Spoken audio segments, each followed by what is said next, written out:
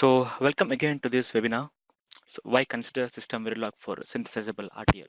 The main reason for coming up with this webinar is that there is a strong misconception that SystemVerilog is mainly for verification. Okay, and with advent of verification methodologies like UVM, which is completely SystemVerilog-based, so verification features of SystemVerilog got huge traction.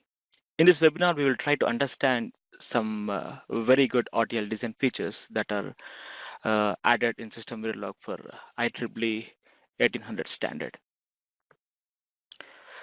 To realize this objective, we will understand about new standard and user-defined data types given by SystemVerilog and new procedural statements, operators, and we'll also see the importance of packages and interfaces which are useful in writing RTL synthesizable code. So it's just a small introduction. SystemVerilog originally was supposed to be enhancements to the Verilog standard, but as the content increased in volume and complexity, it was required to pull out another IEEE standard for the new content, and that's how it got the number 1800 for the new SystemVerilog constructs. So these enhancements include new data types, relaxation of rules that exist in Verilog data types, higher abstraction level modeling features, and many things like packages and synthesis related issues and interfaces for modeling communication between design blocks. Let's start with the system Verilog data types and literals for design right away. Now, Verilog 1995, which is the first standard, referred to the reg data type as a register, which confused people, especially people who are new to synthesis. They would see the reg data type and think that when synthesis tool synthesizes the code, they are going to get a register. Okay, but that is not necessarily the case. When Verilog refers to a register, they are really saying that this is a variable. So it is just a variable like any other programming language that you make assignments to it or store value of one variable to the other. Depending upon how you are using that variable in your code, the synthesis tool can generate combinational logic, latch logic, or register logic. Also in Verilog, it confuses the notion of data type versus what you can do with that data type, which we'll see further. So Verilog has nets and variables, right? So when you declare a variable of reg type, you are declaring both that it is a variable and you're also declaring its type. The type is it has four states: 0, 1, high impedance, and unknown. So SystemVerilog has gone ahead and separated that. So SystemVerilog has separated the notion of whether it is a net or variable from the notion of what the type is. So if I declare a variable of logic type, meaning variable can hold four states. And if I declare a wire of four state type, and that means the wire can carry those four values: 0, 1, high impedance, and unknown. Of course, you don't have to specify wire logic because wire all by itself means wire of the logic type. So if you just declare logic, it assumes you mean variable of the logic type. So for Verilog, you would have to say reg clock or reg 16-bit vector b underscore reg or reg 8-bit logic vector, which is the memory. For system Verilog, you would simply replace all of them with a logic keyword as shown here. It is assumed that you meant it is variable. So where logic is same thing as logic. So Verilog declaration of reg clock can be converted to logic clock. Similarly, other declarations. Here is a Verilog data type rules example. Okay, here is module 1, which has a output that is a reg variable. Inputs are nets because they might be connected on high side to variables. Now, module 2 again has inputs that are nets, but the output is a wire because it is continuously assigned. Verilog rule is nets are continuously assigned outside procedures and variables are procedurally assigned inside procedures. Onto the test declares two variables A and B. Those are the inputs to the instances, and it declared two nets, and out and or out, because those are driven from module instances. We will come back to this example again and see how you can simplify this with SystemVerilog data types. To ease confusion about when to use a Verilog register type and when to use a net type, SystemVerilog relaxes the data type rules. So here a SystemVerilog variable can be driven from a continuous assignment or a module or primitive output as long as there is only one driver of that form. Now this allows you to take almost all of the places and your Verilog code where you declare a edge and simply declare it as a logic. So even though the places where you declare a wire can now be declared as logic. SystemVerilog takes care of it whether it's a variable or not. But only condition here is of this replacement is the variable may be driven either in continuous assignment statement or by a primitive or driven by output of a module. But it should have only one driver. But if there are multiple drivers, then you need to explicitly declare that as a wire or net. So using the relaxed data type rules of SystemVerilog, our previous example becomes easier to read and write. In both modules, M1 and M2, the input ports A in and B in can now be declared as registered data types as logic, as they are both driven from single input ports of the module. In module M2, the output Y out can now be declared as a logic type, as it is driven from a single continuous assign statement. In module test, AND out and OR out can now be declared as logic, as they are driven from single output ports of the module instances. Simply put together, you can use logic everywhere in this example, since variable is driven in only one place. So then you can just declare it as a variable and SystemVerilog will take care of using the net semantics with it.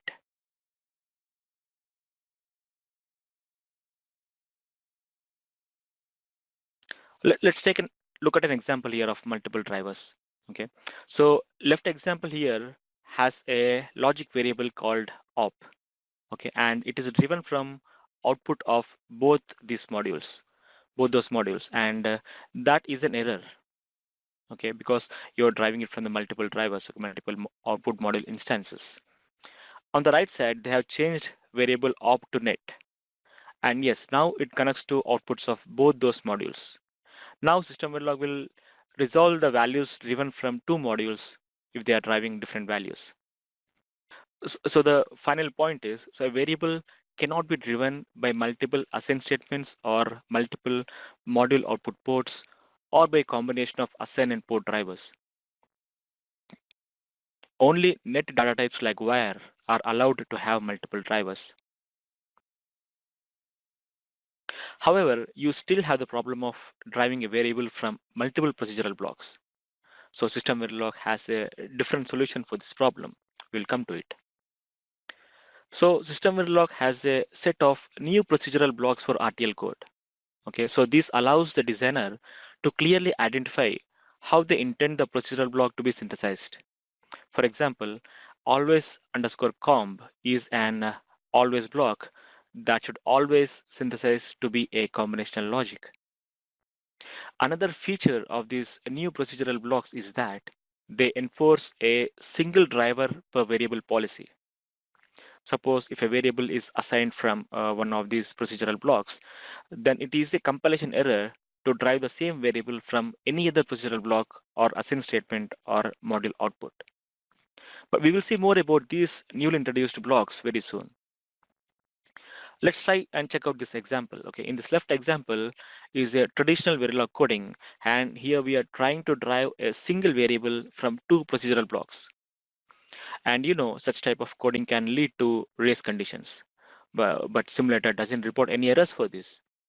But whereas if you replace that always block with SystemVerilog always underscore com block, it immediately throws out compilation error, saying same variable cannot be driven from more than one procedural block. So designer can immediately correct the problem here. So let's talk about mentioning the time units in Verilog. Okay, so you specify the time units in Verilog with a tick timescale compiler directive. okay, like all other compiler directives. So there is an issue, okay, that is, it's really not in the scope of Verilog code, okay. It really is a directive to the compiler. So order of compilation is very important here.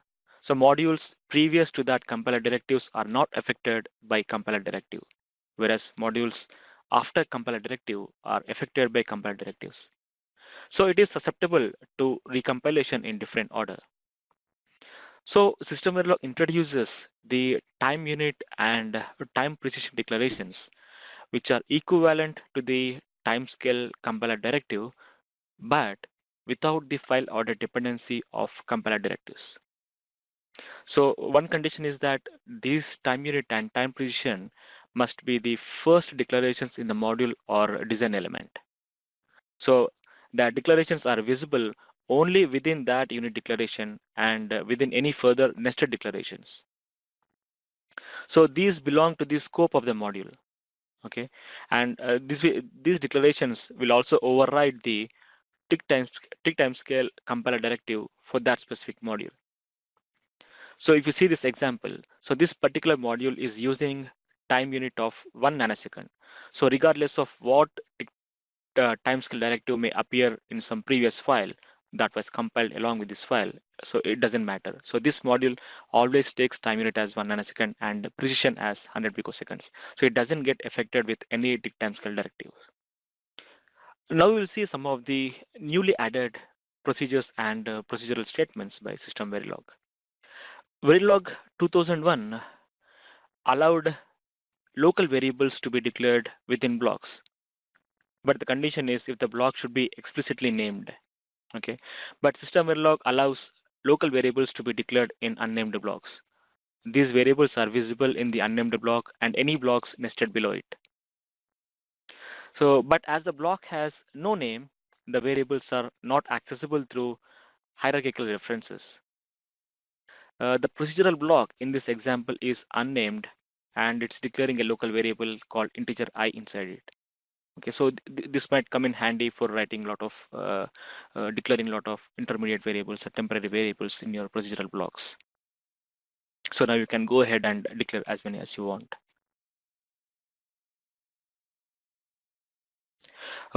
One benefit of allowing variables in unnamed blocks is that you can now declare a for loop variable within the first statement, removing the need to separately declare the variable outside the loop. So this has the added benefit of avoiding issues where a single loop variable is accidentally or deliberately used in multiple overlapping loops. In fact, you can declare multiple variables in the loop, separately initialize each variable, and separately reassign each variable. So now SystemVerilog for loops can be a function of more than one loop variable. Now this is very interesting. Okay, so it adds some few interesting things for the Verilog case statement. Let's look at Verilog case statement. Okay, so Verilog case statements or case statement branches are always prioritized. Okay, the simulator checks the branches in the order in which they appear. So branches can overlap, and there need not be a branch for every possible value of the case expression. Okay, and the synthesis tool must initially produce hardware that represents this priority structure, though it can later optimize out the priority structure if it is not needed. As the designer, you may know in the real operation, the case match items are mutually exclusive. So you use the parallel case synthesis attribute to direct the logic synthesis tool to not build the priority structure. As a designer, you may also know that in real operation, certain case expression values cannot occur. Okay, suppose if you do not specify match items for those values and do not specify default assignments, the synthesis tool will, for combinational logic, infer a latch to hold the existing result values for those unmatched case expressions. So for that, you can use the full case attribute to direct the logic synthesis tool to produce binary result values for those unmatched case expression values rather than to infer a latch. But generally speaking, use of the full case attribute should never be the necessary, as you can always simply add a default branch. So if incorrectly applied, these directives can create incorrect hardware, as the directives are ignored by the simulation tools. This incorrect behavior may only be detected in a post-synthesis netlist. So SystemVerilog provides us with constructs to detect such behavior in simulation. So you don't need to wait until the code goes to synthesis. Let's look at those constructs. So SystemVerilog gives the simulation tool the opportunity to recognize the Verilog synthesis problem before you actually got to synthesis. Okay. So here we'll see about the priority case. Okay. If you use the priority keyword with the case statement, then you're actually telling the simulation tool that it intends to be a full case. Okay. And simulation tool can complain if you don't actually write a full case. So this does not really do the same thing as that of full case synthesis attribute. But full case attribute is telling the synthesis tool to not infer the latch logic. Okay. But here it is telling the simulation tool to warn you if there is anything in there that is not full case. In other words, suppose if I have missed any branch here. Okay. So the simulation tool does this during runtime. Suppose let's see if execution enters the case statement that does not take any of the branches, that's the point at which you get the warning. So this is a runtime check. Okay, it is just verifying that every time you enter the case statement, it will match one of the branches. So this works in the same way with case X and case Z statements also. So this priority case allows you to have overlapping branches. So in the first example here, while entering the case, if full C has a value of 0, so that's fine. So you can have overlapping values. So that should work fine. If you look at the second example here, while entering the case, if none of the enable is high, okay, then it throws you a runtime warning. Similarly, in the third example, if it can't find the matching branch, it throws the runtime warning. So, but remember that if suppose if that pri having a value of 0 is legal but never applied in simulation, okay, then you will not get any warning. It works only if the stimulus is applied. There is also something called as unique case, okay, that takes you further. So priority was equivalent to full case attribute, and unique is equivalent to both full case and parallel case synthesis attributes. Unique case says none of my match items overlap, and there would be exactly one definitive match. So this is also evaluated during runtime. Let's check out these examples. Okay, in example 1, when execution enters the case statement with full C value as 0, okay, it throws a runtime warning as it found matching value in 2 branches. Okay, in example 2, okay, when execution enters, there might be possible runtime warning if multiple enables are active at that time, or if no enable is active at that time. Either one or both throws the warning. So similarly, in example 3, for the case this statement, there will be runtime warning if simulator finds out during case statement execution that if there is more than one bit of pri is 1 or no bit of pri is 1. Okay, so you're just instead of waiting till the RTL code goes to synthesis, you're checking these conditions in the simulation time. Now let us see these newly added procedural blocks in SystemVerilog. Okay, so let's see how it used to be in the Verilog. A Verilog always block can synthesize to a combinational or latch or a sequential logic depending upon the sensitivity list and your coding style. The simulator does not know what you intend, so it cannot verify that your block matches your intentions. To overcome that, SystemVerilog adds implementation specific procedural blocks. They are always combinational, always latch, and always flip-flop. These blocks reduce the design ambiguity by clearly indicating the hardware intent for a procedural block. Okay, so simulation, formal checking, or linting, or synthesis, or equivalence checking, and all the other downstream tools can have a consistent specification. Let's look at some of these blocks. First, we'll look at always combinational block. So if you see this, you do not provide any sensitivity list to this. It figures it out on its own, and it is even better than Verilog dot star notation. So we'll see some examples of Verilog dot star notation compared with system Verilog always com in the next slide. But this combinational block comes with certain restrictions on how to use it. So any variable assigned in this block is prohibited to be assigned in any other procedural block. So it is not allowed to have any timing or event controls in the block. And this is quite interesting. Okay, so always underscore combinational block will be automatically executed once at time 0 without waiting for an event. Okay, this is kind of executing sensitivity list at the end instead of beginning. It is executed after all of the initial and always blocks are executed. And finally, the tool may issue warnings if the block which is written is not inferring a combinational logic. Okay, so in this example, we have a very obvious error. So here we have two blocks, and both blocks are trying to assign to the same variable, and that would not be allowed inside always combinational block. You can do it inside an always block, but not here. So in Verilog, designers used to use task to assign multiple constant values to many RTL signals at once. So they could not use functions because Verilog functions cannot have output arguments. But with system Verilog functions, now output arguments are allowed for functions.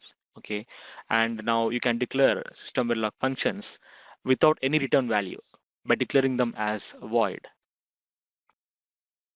So we will see one more advantage of using the always comp block.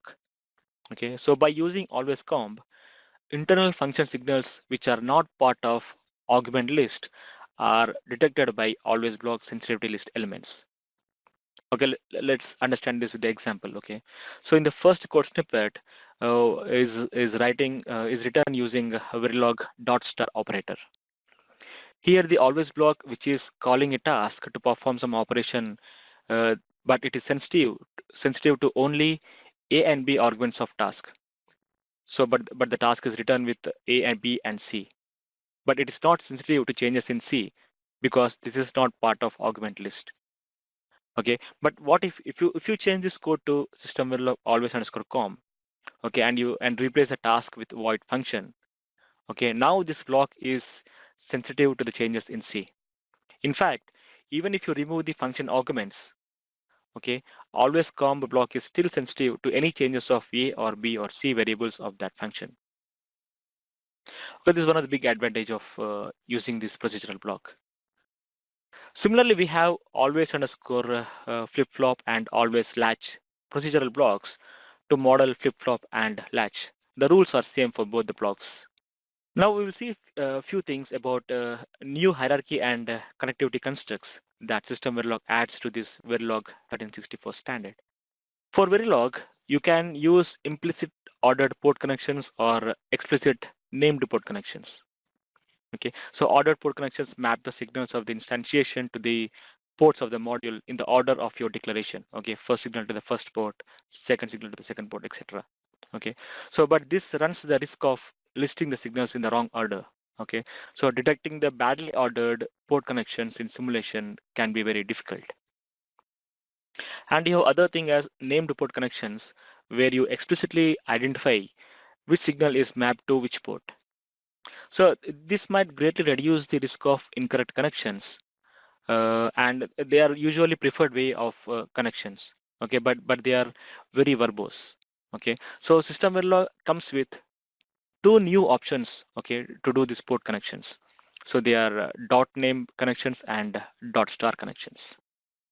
So if we have the net or variable name matches the port to which it is connected, System Verilog allows you to just use the name once. Okay, dot name. So this is equivalent to a named connection, but is easier to write. For example, where a variable clock is connected to a port clock, instead of writing the named connection dot clock of clock, SystemVerilog allows you to simply write dot clock. Okay, and you can use a dot name port connection only if the name, size, and type of the port matches that of the connecting net or variable. And you can mix this dot name with full name connections in the same module instance to make the connections where the port name and signal name do not match. So you can see the last example here for the module instantiation of count C6. You can see that data, clock, and count variables have same names at both ends. So it is enough to mention them once. Whereas reset and load signals have different names at both ends. Hence, you need to mention those explicitly using named connection. Now, System Verilog goes even further than that, okay, where all net or variable names match the port to which they are connected. System Verilog allows you to simply write dot star. Okay, this is equivalent to a named connection for every port, but is far easier to write, if much harder to read. Similar to dot name, so even dot star can be mixed with full named connections in the same module instance to make connections where the port name and signal name do not match. And another important thing to see here is in Verilog, if you have a undeclared identifier, so that defaults to a scalar wire. Okay, it is very common to use such implicit net declarations in Verilog model instantiations. However, these implicit declarations cannot be used for dot name connections. So in the last example here, for the module C9, all ports except reset and load have same names in instantiating and instantiated modules. So we just did dot star followed by Verilog full named connections to those signals that do not match. So these are some new instantiation things which you can take advantage of. So now we'll on to a very completely different topic. In Verilog, we use the tick include compiler directives to allow declarations to be shared among multiple modules. Okay, the compiler replaces the directive with the referenced code. Okay, but this can cause issues. Okay, for example, an included file may compile in one location but not another. To resolve these issues, System Verilog adds two new declarative regions which can be used for sharing declarations. So the first thing is the package. So this is a new design element like a module for which is used for shared declarations. Okay, the package is like a module. Okay, it is usually declared in its own file and must be separately compiled before any other modules or packages which reference that package. So you reference declarations from the package by using the import statements or by using the resolved path names. We will see how to do that. And another declarative region is the compilation unit scope. Okay, so this is a declarative region immediately before the module definition in a system Verilog file. So this has to be avoided generally if possible, and we will see more about this in the next slide. The compilation unit scope, shortly called as CUS, is a new scope for declarations. Okay, so declarations are placed inside a file, but outside of a design element of module like module or package or interface, etc. Okay, the scope of declarations in a CUS are by default restricted to the file in which they are declared. Okay, so by declaring several design elements in this file, the compilation unit scope declarations can be shared between these design elements. And the standard also requires a compiler to be able to extend the visibility, okay, of a CUS declaration to all files compiled at the same time. But vendors, all the tool vendors may also provide other options, okay, for compilations. And this compilation unit scope is equivalent to an anonymous package. As it is anonymous, there is no name for referencing the scope. So, so the problem is, so you cannot use a hierarchical path name to reference any CUS declarations. Let's see this example here. Here we have a mode T type declared in the compilation unit scope, and we have a local parameter declared and initialized in the compilation unit scope. And the module 1 refers that mode underscore T type to declare input port, and the module 2 refers that mode underscore T type to declare an output module port. Now in module 2, if I do not qualify the name, okay, it refers to the local declaration. Okay, but if I want to access the compilation unit scope variable, I can use a $unit followed with the double colon called as scope resolution operator. Okay, this is one way of using the using compilation unit scope for the shared declarations. Okay, and the best way, the better way is using the packages, which we'll see now. The package is a design element. A design element is a top level simulation building block which is typically declared in a separate file and must be separately compiled. So a package allows you to share declarations between multiple design elements. So you can place almost any declaration like types or variables, or you can methods like tasks and functions within a package. So you can reference packages from within other design elements such as modules or programs and other packages. So there are three ways to reference the declarations from a package. Okay, so the first one is explicit import. Okay, this allows you to reference selected package declarations. Okay, the first example explicitly imports the mode underscore T type from the package mytypes. And the second way is an implicit wildcard imports. Okay, so that allows you to reference all the package declarations. Okay, so in the second example here, implicitly imports the entire contents of the package. Okay, so this is most common usage of the package. Important thing to understand here is when you import using wildcard of the wildcard, so you are making the contents of a package available for import. Okay, but you're not truly importing them at that point. Okay, so we are importing them when they are used. Because this is one of the big advantage of using the wildcard import. And you can also reference a declaration using the package name and the scope resolution operator. So here in the third example as shown, so here you don't import anything, okay? So it just uses a resolved path name to the package declaration. So this is one of the important topic and the last topic for our webinar today. So we will see the importance of interfaces, okay, and how it greatly reduces the burden of connecting multiple modules in your design. So we'll directly see the application of the interfaces. Okay, so here is the example code, okay, that Verilog uses to connect two modules. Here we are declaring all the input and output ports in each module, okay, and in the instantiating module, which is top file, where we need to declare intermediate variables, okay, and during instantiating, we need to mention all those variables again. Okay, so now we are using the dot name connections. So if you use named connections, then every one of those would be mentioned twice. Okay, so declaration of the bus ports and signals is time consuming and error prone. Okay, so maintaining the bus connections is also very difficult, particularly if the bus is uh, connected to many separate modules. Okay, so modifying one signal connection requires you to modify the port list of every module that connects to the bus, and you also have to modify every instantiation of the changed modules, and you also need to modify signal declarations in the parent module as well.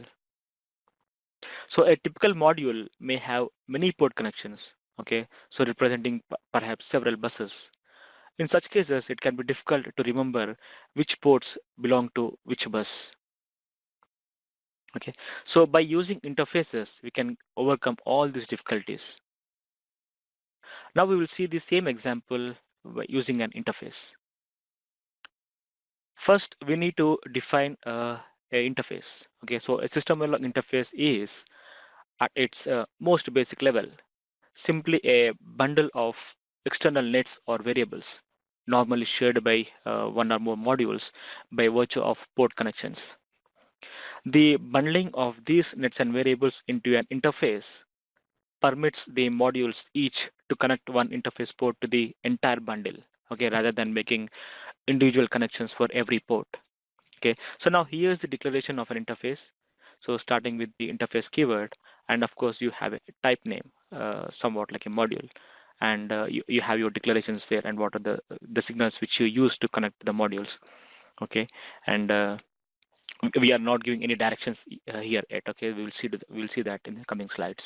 Okay, and this ends with the end interface keyword, and here we have memory and CPU module, and we have elected to still maintain a clock port for memory module and CPU module, but all of the other ports are now connections within the interface. So all we have in the memory module and the CPU module is a port of that interface. Okay, so interface type is IFA, okay, interface A, and port name is bus. So now let me make the actual connections in the top instantiating module. And here I have to declare the clock because I'm bringing that into the input port of memory and the CPU. Okay, so in the top file, I instantiate the interface. So in this case, my instance name is called bus A. Okay. And then when I instantiate the memory and CPU modules, okay, with the names as mem and CPU, I connect both the modules with the same interface, bus A, okay, so which is referenced as a bus inside the modules. While accessing the interface signals, I use the dot nomenclature. For example, inside the module memory, I would access the interface signals as bus.mode or bus.address or bus.data, etc. Suppose you may want to change any signal name or its width, then only the interface declaration needs to be modified, and all of the module connections are updated automatically. We will see how to access the signals in the next slide. So if your module has a port of the interface type and is connected on the high side to an interface instance, okay, so you access the contents of the interface with the dot nomenclature hierarchically, just as if it was a hierarchical path name. So for example, in this module memory, my input ports are clock and the interface instance with the type name as bus. So now I want to access my signals. Okay, so I would just say bus dot grant or bus dot mode or bus dot address. So we can call all those variables which are defined within the interface. So now the question that may be running in your mind is, so what happened to the directions of my module ports? Okay, so we will see that. So now you may have a situation where you have a rather complex interface with many things in it, and you might want to restrict the view that any given module has to the contents of the interface. So you can do that by declaring a module port in the interface. Okay, so the module port is declared with mod port keyword. So it restricts what a module can do, and it gives a perspective for the module.